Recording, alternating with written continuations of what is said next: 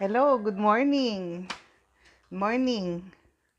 Medyo tinanghali ako ng gising ngayon. Alas 6 na. Tanghali na sa amin yung alas 6, ano? So, alas 6 na. Day 2 na tayo. Eto na. Ayan. Eto na siya. Tapos ito na yung lemon ko. So, eksaktong alas 6, pwede na to. Kasi naka-timer ako niyan. Yan. Tignan nyo yung kulay niya. So, ito ay 2 tablespoon na bigas.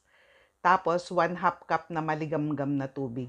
Tapos, yung kalahati ng lemon kahapon, syempre, nanay tayo, matipid. So, hindi natin tinapon yan.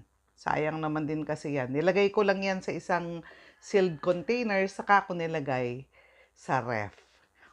Kahapon nag-obserba ako sa sarili ko kung anong mararamdaman ko. Parang wala naman, o masyado lang akong excited. Excited bang pumayat? Hindi muna ako magtitimbang kasi syempre excited ba naman? Araw-araw ba magtitimbang? Bigyan ko naman yung sarili ko ng 1 week bago ako magtimbang para hindi naman ako ma-disappoint. Baka mamaya ay ma-disappoint naman ako. Kahapon, andito kasi isang anak ko, nag-request pa siya ng ano na yun, yung batil patong na nagpaluto pa siya sa papa niya ng batil patong kasi meron kaming nabiling noodles sa probinsya nung umuwi kami, yun ang napansin ko. Parang dati, kaya kong ubusin yung isang serving ng batil patong. Kahapon, nung nakakalahati na ako, parang busog na busog na busog na ako. Yun yung pakiramdam ko. Parang busog na ako. Kaya hindi ko na siya tinapos. Yung tanghali, nag-regular meal naman kami. Meron kaming tinola sa steam, na yung kahapon, steam tahong. Steam tahong. Meron kaming steam tahong sa tinola. Nakakain naman ako, regular, normal. Yung pagkain ko. Kasi ako naman, hindi ako talaga malakas sa kanin. Lang ako, 1/2 cup to 1 cup. Hindi na talaga ako sumusobra doon. Ano ang malakas sa akin?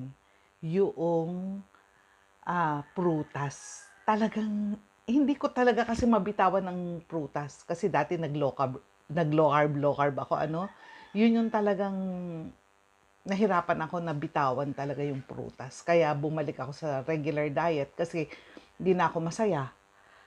Pag nakakakita akong kumakain ng prutas, ang sama-sama ng loob ko. Para bang naisip ko, life is short. Bakit natin pipiliin yung diet na malungkot tayo? Di ba? Di ba nakakahaba rin ng buhay yung masaya ka? So ayan, pwede na. Sasalain ko lang ito at lalagyan ng lemon. Bali, 10 minutes kung binaba dito, salain lang natin para makuha lang natin yung katas niya lang, o yung sabaw. So, ayan na. Pinigaan natin ng kalahati ng lemon. Pigain lang mabuti. Sinala ko na para walang buto. Kahapon may buto eh. So, ito na. Inumin na natin to.